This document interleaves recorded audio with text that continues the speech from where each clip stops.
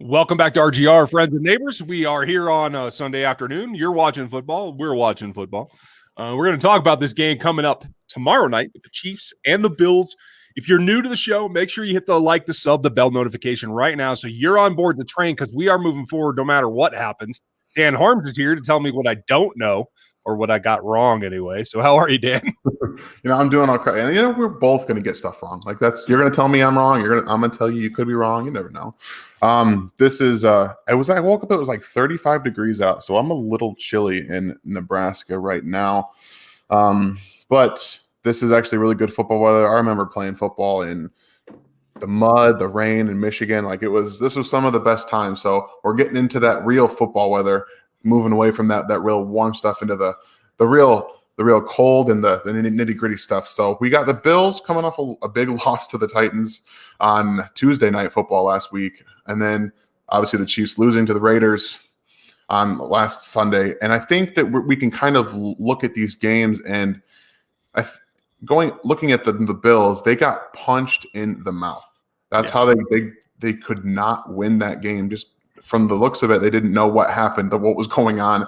Josh Allen seemed a little bit tentative at times, fitting balls into tighter pockets. And obviously the Chiefs didn't expect Derek Carr to throw up a bunch of deep balls on him. So these two teams coming off confusing and games that they didn't really expect to go the way they did. I think that the Chiefs offense is going to have to figure out how to efficiently run the football a little bit, not a whole lot, but they have to find out what this offensive line can do. It's going into week 6, and they have not been able to effectively run the football outside of week 1. And now we need to see what's going to happen with going forward. Mitchell Schwartz might miss this game. What do you think we got going on here? I like how they started the run game last week. Something that I had talked about, getting out on the edges, getting to the pitches, but they didn't follow through with it. And it wasn't getting stopped, but you didn't keep calling it. You need to go back to that well until they prove that they can stop it. And then you got to run counter off of it. You got to make sure that you're hitting them, because I think once you get just a little bit of widening, especially at the linebacker level, you're always going to have with this offensive line, a zone, like finesse type line. You're going to have guys get beat. Mm-hmm. That's always going to be a problem. It's not fun to watch, but it is what it is. They're built to pass protect. But if you can keep stretching linebackers laterally, then you come back counter inside the tackles, and all of a sudden you got a little bit more room. So I hope that they can repeat that, because I thought the start was good, and then Andy just got flustered because those Raiders shouldn't have been there. He was not prepared for that, and I think a little bit of panic actually happened. I think he just got a little too galaxy brain about it. Like, he thought that they were doing a really good job of getting these guys around the edges, Tyreek onto the edge, Clyde onto the edge. And then he's like, we're going to come out in the second half and run up the middle. No, it didn't work. You didn't establish it in the second half. Why would they start doing it if you're not doing it to begin with in the second half? And that's exactly what happened. They were really, really ungood on the offensive line in the interior. Ryder, not good at run blocking, especially in between the tackles. He's not going to get pushed. Multiple times he's being pushed into the backfield, forcing Clyde to make guys, go around the center just to get to the line of scrimmage. And he's lucky to get 2 yards out of some of those plays. Remmers didn't look terrible. He's obviously the first guy off the bench, the sixth offensive lineman. And looking at this game, if Schwartz misses the game, we're looking at Remmers at right tackle and probably Allegretti at left tackle. For left guard, you mean? Excuse me. Yes. Ideally, I think Allegretti fits more what Osemele brought to the table at left guard than Remmers does. He's more of he plays tackle a little bit better than he does guard, and he's not exactly a huge power guy. And that's where, for me at least, it makes a little bit more sense to play Allegretti. But we're not going to get that opportunity if Mitch Schwartz plays this game. Obviously, I hope he does. We want the best lineman out there. But going from the run game to figuring out the passing situation, the offensive line up front and Patrick Mahomes mix. We talk about this the whole week. They need to get on the same page with how many yards back behind line of scrimmage he's dropping, where they're going to have to set the table in a phrase. The term setting the table just means how they're going to line up and set up against a pass rush. They had a little bit of a break here in that offensive line from center all the way to the tackles. So that's what they really reference to setting the table. So I'm looking to see how they want to go up against a Bills team who's not a great pass rush unit, but they have some guys up front, particularly Ed Oliver, who worries me a little bit in between the tackles, that can really cause some havoc and make Mahomes get outside the pocket and, step up and into some things that he did last week. So what do you see going on from the Bills pass rush and the offensive line pass protection? Well, I agree with you about Allegretti. If he does play, maybe they can just get a little bit more push. That's the big problem with Osemele going down is he and Fisher gave you somebody that you could just line up and do, not necessarily power. You don't have to do all the pulls and all that kind of thing. Just do straight man-on-man, straight ahead blocking and get downfield. Because like you said, Ryder isn't going to get that push. He just isn't. He's a zone guy. He's an athlete more than he is a power guy. I don't even think he's that much of an athlete, to tell you the truth. But he's smart. And the big thing for him is a mental game. He's got to be able to pick up those stunts because I agree with you. Oliver's the guy to watch, in my opinion. Although I don't want to write off Phillips either. He's a pretty good player as well. And they're going to twist the snot out of them inside and try to attack Wiley's A-gap, because that had paid off for the Raiders. So trying to run in there, I think, honestly, you got to play fake inside dives. I think you got to work off of that. And whether it's loop motion with a pitch or something like that, or RPO off of it, but you have to give them the bait in on the A-gaps. Like you're going to try, like you're going to be stubborn and just cram it down their throats, even if you can't do it very well, which wait, sometimes that happens. So all the time. That said, but yeah, I think that it's going to be a bit of a chess match. And here's the key. Andy's got to dedicate himself to it. He can't allow himself to get off kilter and see what he wants to do and see how he wants to attack downfield, because they have good players out there. You got Travis White. He's going to be back in this game from everything that we've seen to this point. It's not official yet, but Edmonds is a linebacker that can cover. Milano's a linebacker that can cover. Dodson, okay. But the key is, if they're going to do what they've seen other teams be successful at, they're going to stunt with their front four. They're going to bring occasional pressure otherwise, and they're going to send everybody back. So where's it going to be optimal? Arrow routes, which Clyde runs really well. Drags underneath with Kelce. Not behind the line of scrimmage. Get away from that because they're keying on it, but that helps them come up, and you can get behind them on some of those intermediate drags at 8 to 12 yards, and I think that's going to pay off. Whether they do it or not, Andy's got to just buckle down and say, they're going to take away the top. Don't worry about it. And let Tyreek be a decoy, and we'll see who gets snaps. I personally hope that it's Pringle, because I think Pringle can stretch a little bit better than DeMarcus. But every time I say that, they ignore me, and they play DeMarcus like it's going on style. I can't stand it, dude. When you watch DeMarcus Robinson run his routes, watch last week and just watch him play. He is half in, half out. He doesn't run hard. He is lackadaisical, really running lazy routes. And we've said in the past that the reason that DeMarcus is on this team and running routes is because he works so well with Patrick after the play breaks down. I watched him on Sunday against the Raiders, and when Patrick moves out of the pocket, he's pretty much just standing still. He kind of works back to the middle a little bit, but he's not providing this team anything that Byron Pringle can't do, or at a better level. Byron Pringle's faster. He's a better route runner. He's a better separator, and he can block really well too. I don't understand some of these things that Andy Reid just feels he has to go with. It's like Dave Tobe with some of his special teams unit guys. Like, he feels like he has to play them. You don't always have to. You don't.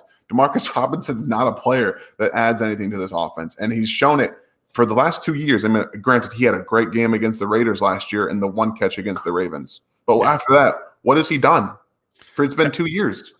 That's my big question. And folks, I know you guys are talking in the chat. Welcome. It's nice to see all of you. We wanted to get our first little topic out of the way before we started looking at the chat. So I had that kind of buried. Apologies.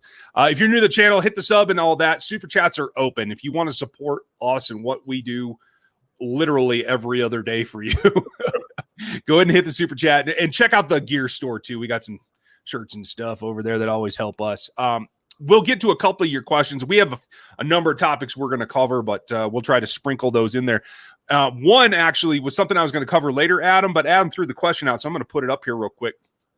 Does anyone actually know about Ricky? I haven't seen him. No. Maybe he's a ghost. Is he a ghost? He could be a ghost. Did we sign a ghost? Like, what's going on? At least he's friendly.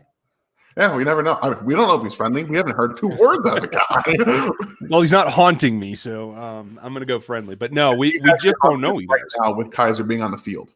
Yeah, that's a problem. And that goes back to the calf. Goes back to that. It was a knee contusion, calf injury, whatever they called it, which is a whole lot of hubbub about nothing because none of that means anything. So we don't know. My guess is he's just not healthy because he's a guy that runs decent routes and can line up in all the places that Nick Kizer does and then some. So there's got to be a physical reason is my thought. So we don't know, guys. When we do, we'll let you know. But that comes back to the pass game like we're talking about. Nick Kizer ran a couple of those drag routes, and those were actually open. He got targeted on one and wasn't able to bring it in. And I don't want to pile on the guy. But he had a great preseason, and now he's coming back down to earth a little bit. And I don't know that you can rely on him. So it really tells me that elevate Pringle, get him on the field. They're going to run DeMarcus because they like to run DeMarcus. And I'll give DeMarcus credit in one very specific way as well. He did a couple of nice things, had a grab or two. But he comes in and he is willing to be the Hines Ward of this team. Yep. He'll crack linebackers. He'll line up offset off the line, and he'll actually make some blocks. So he's going to be on the field. The question is, why is it Nick Kizer doing that? And that's going to be my question. We'll see if they actually play him a little bit more. But at this point, backup tight end can't be something that makes or breaks a game plan. Yeah, I mean, I posted it right after the game, that 3rd and 20 that he just dropped a pass.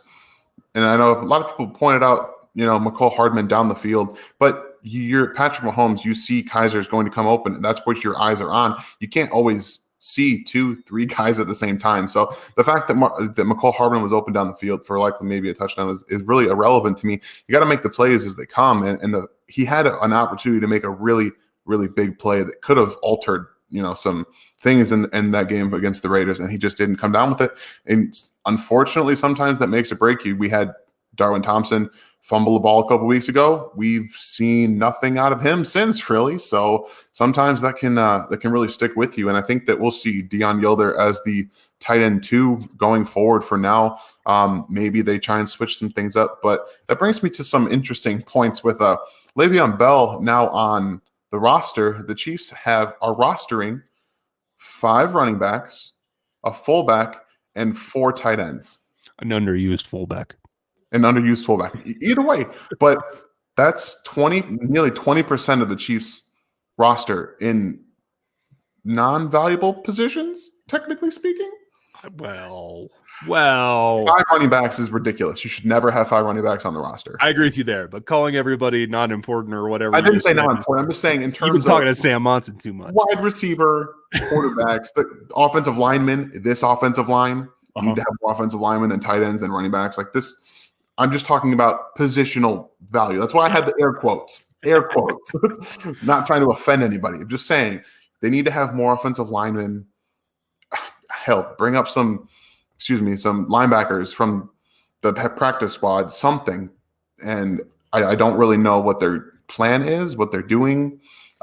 It's really all kind of confusing to me at this point. Well, I mean, yeah, you're absolutely right. 5 running backs shouldn't be on there. Honestly, I don't know why they brought up DeAndre last week and left him inactive. And now you have Darwin out there too. You clearly have lost some confidence in.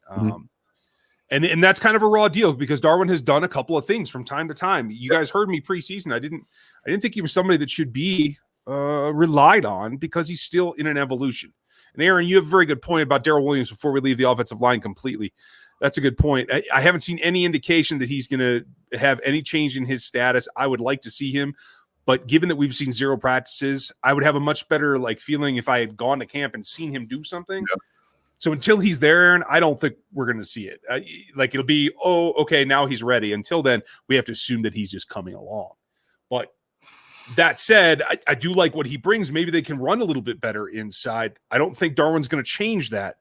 But you guys saw me and my general reaction to Lev Bell yesterday, Dan, in terms of running between the tackles, maybe start there, but what's your general consensus on Lev? Yeah, I'm a big fan of adding him, especially because we didn't have to pay very much for him.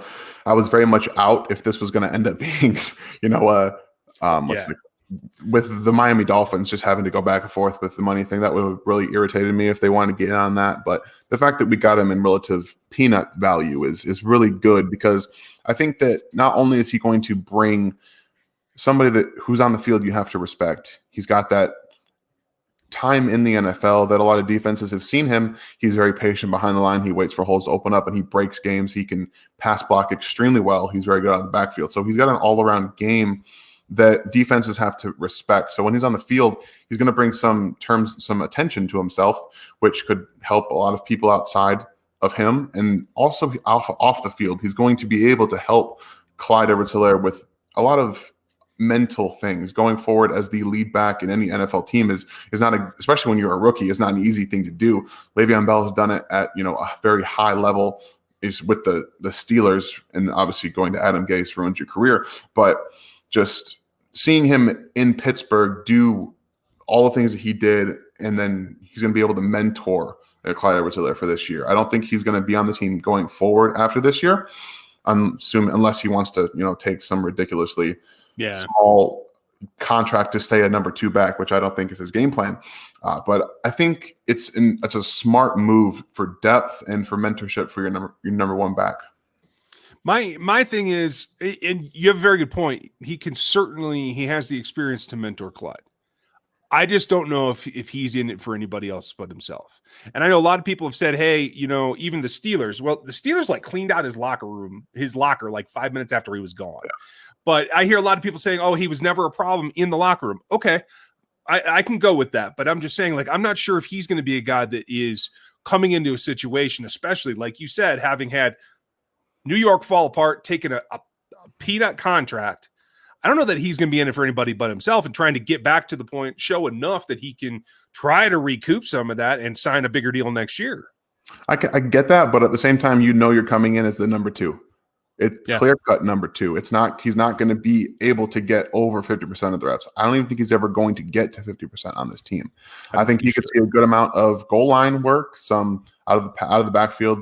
We've already seen that Daryl Williams has been the 3rd down and 2-minute offense running back going forward. I think Le'Veon Bell will take that over immediately. Mm-hmm. And I don't even necessarily think that Le'Veon Bell has to, stand him aside and say that this is what you have to do to be successful in the NFL. You can kind of watch him in terms of, especially in his pass blocking. This is going to be, when he's on the field, Clyde can see, how he's able to pass block with, just getting the positional parts correct and being in the good position to make pass protection plays. Clyde's not been great to this point, but he had a very good pass block last week that allowed Mahomes to get the ball down the field to Sammy Watkins. So it was actually we have some pieces going forward with his pass blocking, but overall, I guess, like I said, I don't think that Le'Veon Bell was coming to Kansas City because he thought that he was going to be able to just blow it up, because he's not going to have those opportunities.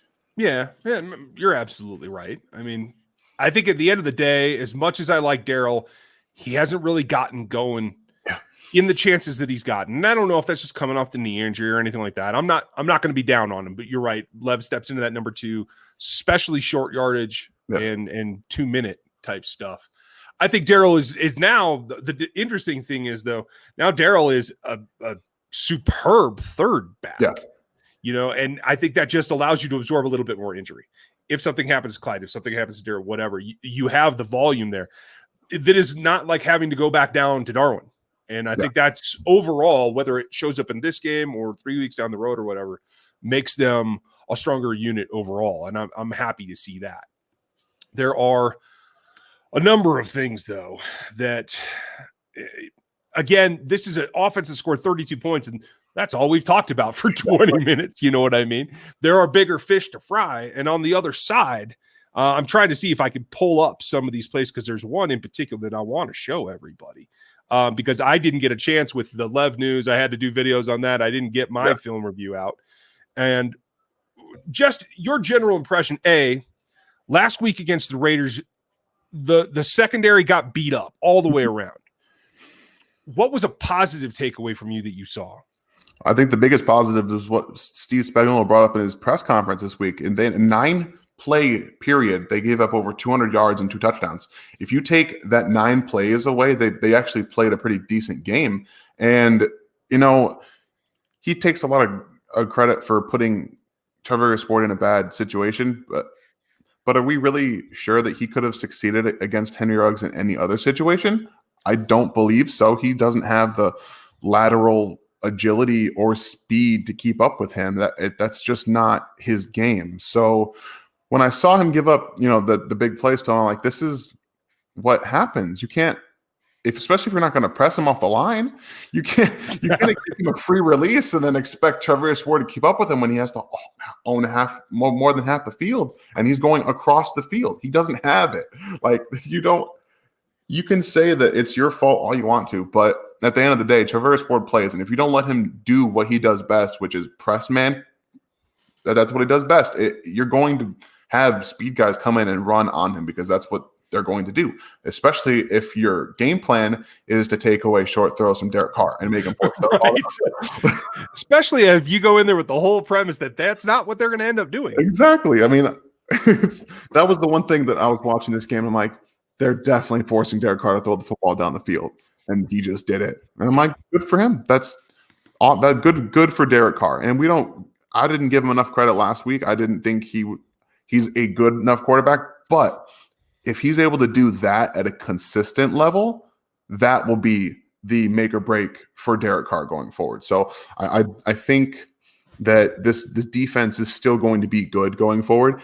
The game plan will change against the Raiders, and it will change against, when they have speed guys on the field. I don't see them forcing many teams to throw the football deep because most of them have shown to this point they can do it.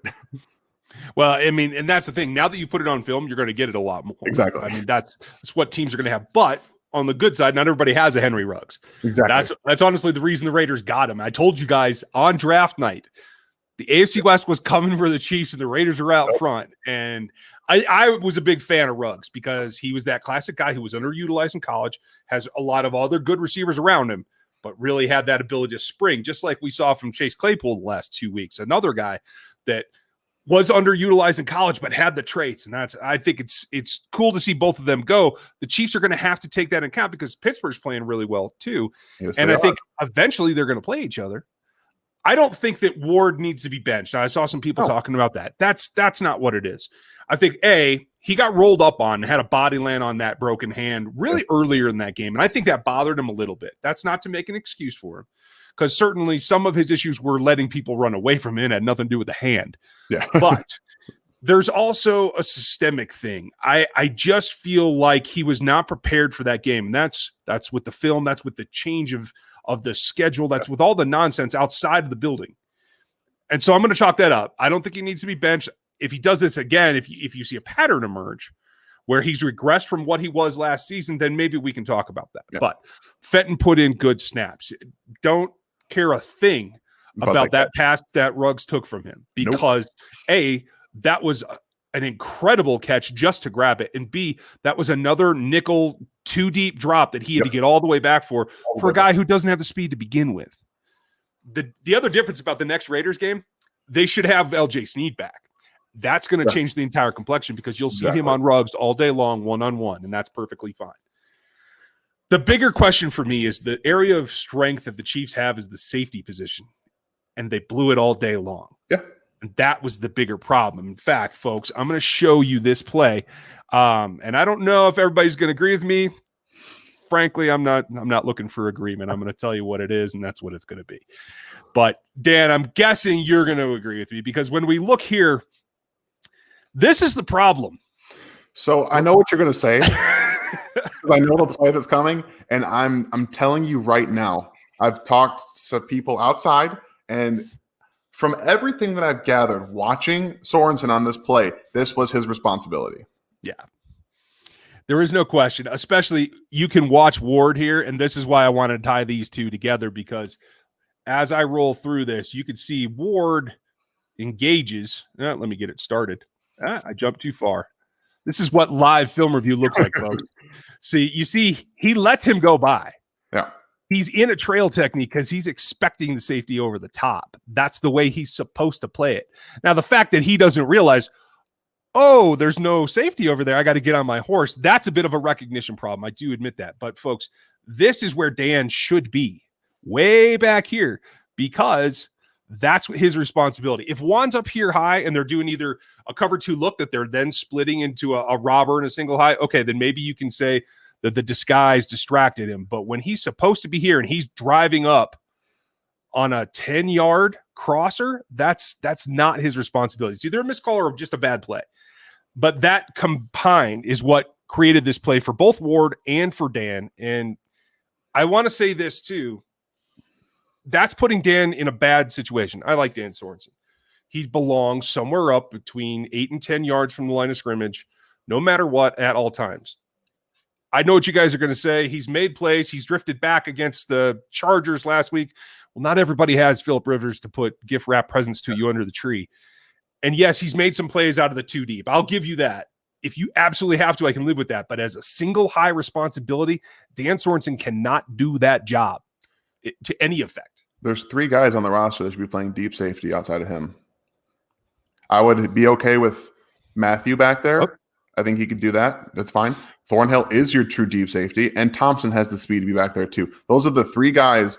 I don't ever want to see Dan Sorensen as a single high deep safety unless his one responsibility is to just be like 25 yards behind the line of scrimmage at all times. He should never be there. And, I get that. I don't know why he drove on it. I think that some of it was the game plan. But if you watch Ward on that play, he opens up completely. So he's assuming he's got help over the top. So he's trying to cut off that side of the field and funnel him to the deep safety. Yep. But there's no communication. It feels like both of them are off the same page. If that was Dan Sorensen's responsibility to come down and force Derek Carr to throw it over the top, you have to let Ward know, because if that changes his assignment, he could come down and press, or he could be playing a little bit more straight up instead of opening up to the outside or to the inside and letting Henry Ruggs just run. Or he has to take the inside position and force him to the boundary. I mean, that's what determines Ward's play. You're absolutely right. Same thing happened on the touchdown to Cook. Now, Juan's coming up. He's reading the second tight end on that play the entire way. You can watch him track. He had no responsibility deep, at least not in his mind. So either he made a mistake or he and Ward didn't communicate, because it was the same kind of situation. He played outside leverage and bam, it was over. It's just too quick to do that. And I think you're either going to see super deep plays or you're going to see teams take advantage of that quick pass game because they understand that the communication level was not there and they're hoping they're going to see that again. Yeah, that's what's going to make or break this secondary. Is I think they have more than enough talent to compete even without L'Jarius Sneed. But if they can't communicate, you got guys in Fenton and Ward who don't have some of that sub 4.5 speed to keep up with these guys. And if you're leaving them out to dry on the outside with a deep safety that's coming down, they're going to get beat over and over and over again. That's just something that they can't overcome. But speaking about being beat over and over and over again. Oh no! Oh. I know where you're going. Why is Ben Niemann on the field? Why? I knew it was coming eventually. I don't know. I just don't know. Spags, call me. I need to understand this. I mean, Ben Niemann played a lot of good reps for you last year, and I can see you starting the season. You wanted to get him back in there, try to bring him along. It's 5 games in now, folks, and there's no improvement, and that's the big issue. And this is the one thing. There's a difference between loyalty and shooting yourself in the foot because you're trying to give guys too many chances. Because I think Willie has shown you enough athletically that he should be getting those snaps, even knowing that he's going to make read mistakes. He's going to get beat on some plays. He looks like $1 million sometimes when he's able to attack and blitz. And then, I mean, he's even beating guards that way, bending them backwards. And then 2 plays later, he's getting blocked out of the picture by a tight end. I'm not trying to say Willie K is the answer, but he's part of it. And the big thing is the athleticism lets him recover when he does make a mistake. If you're not putting him on the field, then Dorian O'Daniel needs to be playing either one. One of these 2 guys need to be playing for Ben Niemann.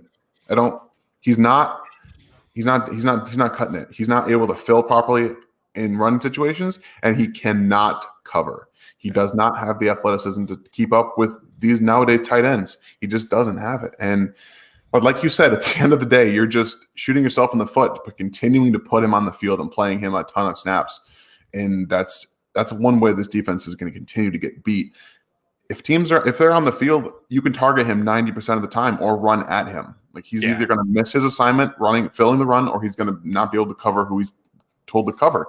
And that's that's just how you continue to get yourself beat. And if you're having communication issues in the back end, along with a coverage linebacker who can't cover, you got some issues. And it's sad to see. I think he gained a little weight, I think, to try to be able to take on the run a little bit. And I think it certainly hurt him playing backward. Yeah, my problem with that is that if you can't read your assignment to begin with, what makes you think it's going to help you in the run game? Well, I mean, that's something that sometimes comes down from the coaches. We'll never know that. But at the end of the day, it's better to give up plays at the linebacker level than it is the secondary level. And so I feel like they'll recover from that. I thought Tyrann was really honest in his post-game presser, and even a couple days later, that, you know, being literal about the fact he gave up one of those touchdowns too. He made mistakes that he normally doesn't make.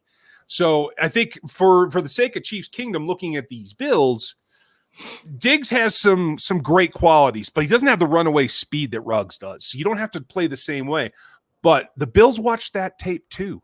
They're going to do some of those things. They're going to try to send somebody deep in order to get the safeties out of whack and attack them with the guys that they trust. And I think clearly it's Diggs. I thought he and Josh Allen have really come a long way quickly in their chemistry. And, you know, for all the let's have a throwing competition aside, Josh Allen can throw nearly as well as Patrick Mahomes. So you still have to guard that deep area.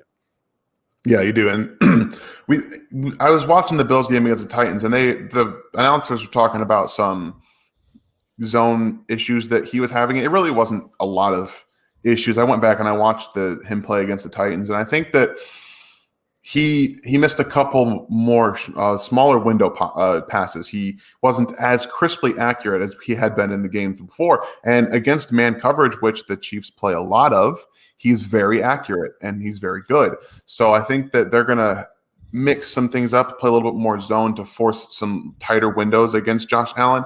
They're going to have to get home in the front four. They cannot play the way they did against the Raiders. The Raiders have an elite offensive line, and they showed it last week. They were not able to get almost any pressure.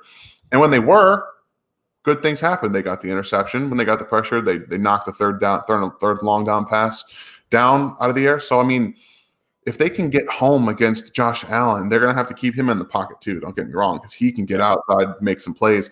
The one thing that I am interested to see is how many QB runs they dial up for him. He did tear that labrum in his non-throwing shoulder against the Raiders. So, and he didn't really run at all against the Titans. He was pretty much staying in the pocket, trying to make plays himself. So if you take away that element just because it hurts and you're mentally aware that it hurts, how can the Chiefs force him again to stay in the pocket and get home, whether it's blitzes, whether it's coverage sacks? That's going to determine how they win this game on defense.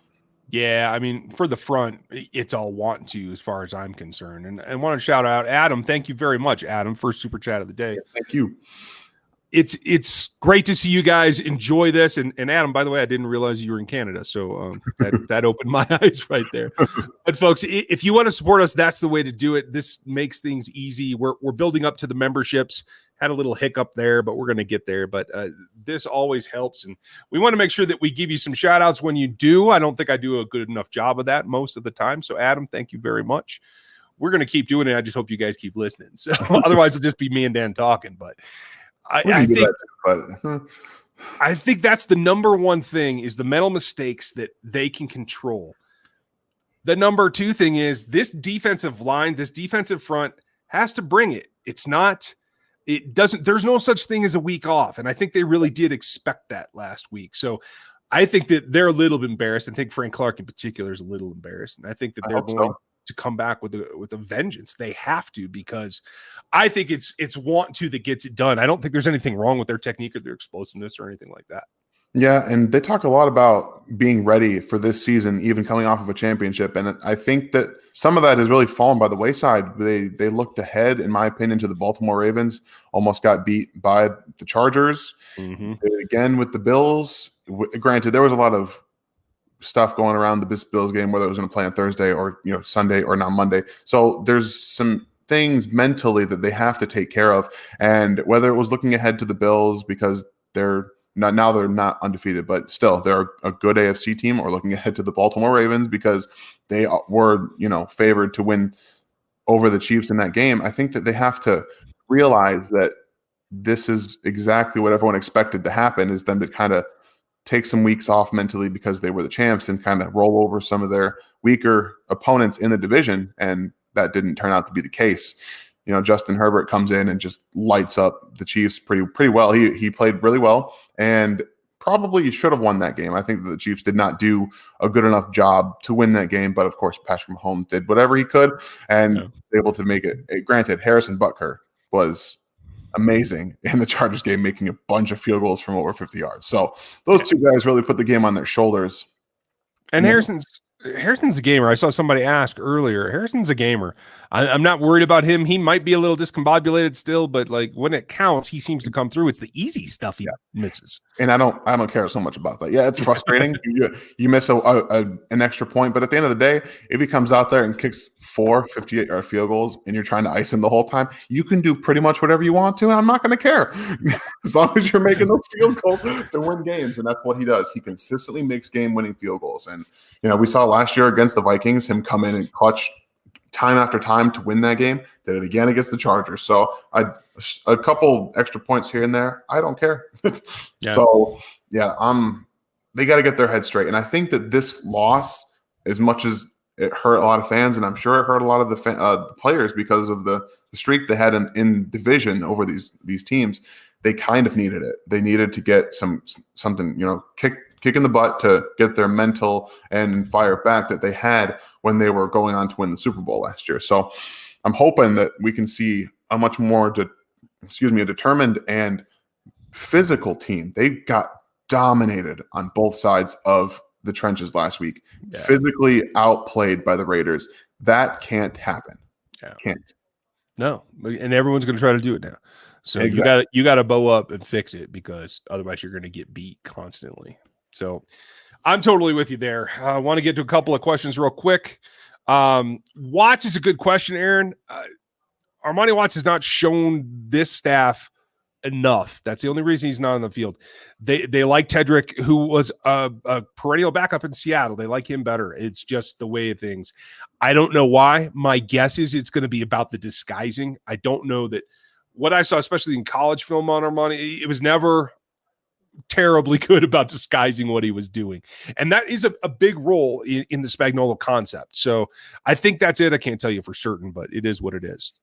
Dre, Chiefs PR has been really great to me. I will eventually cover the team that way, but things are very tight at Arrowhead 1. Yes. It's difficult, but we'll get there. In the meantime, I do want to say, don't hold it against Chiefs PR. Let them know if you would. That will always help. But they've been good to me on the rest of it, so I appreciate that. And then really the last thing that we have to get to, because I hate doing this without much of a pre-look at what is going to happen. They have a good running game on the Bills offense as well. It's two-headed. They're kind of inconsistent. I think that's the other thing the Chiefs defense has to focus on, in making sure you don't let them get ahead of steam. Don't get behind the sticks all day long. I think that will help. I think it sounds really fan-like to say, but you tell me if I'm wrong. This is the Chiefs having to correct their own issues rather than having to worry about what the Bills are going to do. Yeah, and I think that's a pretty good explanation, because they are the best we saw it against the Ravens. When this team is at 100% mentally focused, playing physically, and doing what they do best, they are the best team in the NFL. And it's not really a question. Like we saw a couple weeks with their mental game off, and, things happened. They didn't really play that great against the Patriots either, but they played against Brian Hoyer. So that was never a game that they were going to lose, I don't think. So if they can, like you said, correct their mental issues, get on the same page with the offensive line of Patrick Mahomes, that's what's going to be the biggest thing for me. Because if they can do that, they're going to stop pressure as much as we saw it last week against a not very good Raiders front seven. Yeah. When it comes to pass rush, they're just not that good. Cleveland Farrell had he had 5 pressures or something like that, for the first time in his entire career against the Chiefs. He's not a very good player. He's a good guy to meld into a good player, but he was drafted number 4 overall 2 years ago, and he's not come up in paying any of those dividends for the Raiders. And 5 pressures last week. That cannot happen. I get that they had Simile go out, but you can't. That's not on Simile. That's Fish. Exactly. But I'm just saying, like, they could have. Didn't watch all of his pass rushes. He could have come inside or whatnot. They were starting up front too, but Fisher, Schwartz, those guys, they got to get their mental head game back. I know that Schwartz is a little hurt, banged up right now, but Fisher has not played up to the standard he was playing up until the Super Bowl last year. He's been pretty hit or miss, but before the Super Bowl, he was like a lockdown left tackle. No one was getting pressure in the playoffs. And before that, like, he was doing very well. So he wants to be an All-Pro. Then you got to get going. Like this, that's all it comes down to. The only way you're going to get to be an All-Pro is if you don't let guys like Cleveland Farrell get pressure. Well, and it's even bigger than that, folks. Like we've talked about in the past, the end of the road is within sight for both these guys. Yeah, these tackles they're getting up there in age. Mitch missing a game, not missing a snap or two. That's significant. That hasn't happened like ever. I don't think he's missed a game completely in his career. I have to go check that. But that had a rookie year, but yeah, I mean this is nuts. So like that's a clue. Fish not being able to play up to his normal standard, that's a clue. So like beyond this season, just keep an eye out when you see other linemen come in, depending on especially what happens here. It's going to be finding someone for the future as well. There's a reason they drafted Lucas Niang. Right, exactly. And Info, you have a good question here. I don't see anyone on this Chiefs roster that they're able to move on from and get any kind of value back. You could try to move Daryl Williams. He's not going to get you any value. You could try to move DeMarcus. He's not going to get you any value. I've seen a lot of people try to speculate that Veach is going to trade one of these low roster running backs, but why would you want to take a low roster running back in the trade? That's not going to get you anything when low roster running backs are all over the league. They're on practice squads. They're on free agent, and you're eventually going to release them or go into practice squad anyway. So it doesn't make sense to trade any of those guys. And like I said, there's no value in any of these guys really. Yeah. So before we get to Aaron's last question, and Aaron, I'll get you here in a second. Do you have a prediction, Dan? Yeah. So I really think that the Raiders' loss was the loss and the kick in the butt they needed to get their mental head together and then figure out what's been going on with the offensive line of Patrick Mahomes. It's been an issue in every game I've charted ever since the Chargers game. Every yards behind line of scrimmage, and he's consistently nearly 10 yards behind line of scrimmage. That creates issues for the tackles and angles, and you can just run off the edge as an edge rusher to get to Patrick Mahomes. You don't have to put moves on. You can create pressure instantly when you're 10 yards behind line of scrimmage. So if they can figure out if he's going to keep doing this, how they're going to supplement coverage on the offensive line going up forward, or if they can make him take a little bit less steps back, I think that they'll be fine. And I really think that they're going to be mad, mad. So I'm not exactly comfortable predicting 40 burgers, but I think that they're going to put up 42 points on this Bills defense. Wow. They're hurt. I know that Trey White might play, but he's been banged up last couple of weeks. They just gave up a bunch to the Titans. Mm-hmm. And I don't think that even them coming off a loss is going to be able to handle the Chiefs offense coming off a loss. I don't think that that's going to happen. So I'm going to say 42-28 Chiefs. Wow. Okay. I'm for all the same reasons. I'm pretty much with you there. I have it 35-27 is what I said. So similar concept. I do think the Chiefs are inspired and they're going to get that win. And Aaron, here's your last question, and we'll wrap it up and let you guys go and enjoy the rest of football today. One of us will have a reaction because we have to do the podcast immediately post game because for all the reasons that Dre brought up before that I'm not in the PR room, Matt Derrick is. And so he gives us the information firsthand. That's what we're trying to do. So we record the podcast directly after, and that puts us really late on a Monday night. So either I'll do something really short or Dan will do something short. We'll get you a video afterward with our thoughts, but we'll save the lives until next week. And then I also want to shout out all the super chatters from last month as well. So I've got a new graphic for you guys. But thank you for being on here today. It's I know this is weird, the whole Monday night thing, and talk in the middle of other games. But hey, it's the best time to have people around. So Dan, thanks for your time today too. Yeah, thanks for having me. It's always fun to talk, watch football, just kind of relax and talk Chiefs football, man. Yeah. Dre, thank you for your super chat as well. That always helps. And, we're doing some cool things. We'll have more for you as well, more gear. And, some of the super chatters, you guys are going to start getting some rewards too. So appreciate all of your time. Enjoy the rest of the games today. Enjoy Monday. And, let's hope that they get a win. We'll give you some reaction afterwards. Have a good one. We'll talk to you later.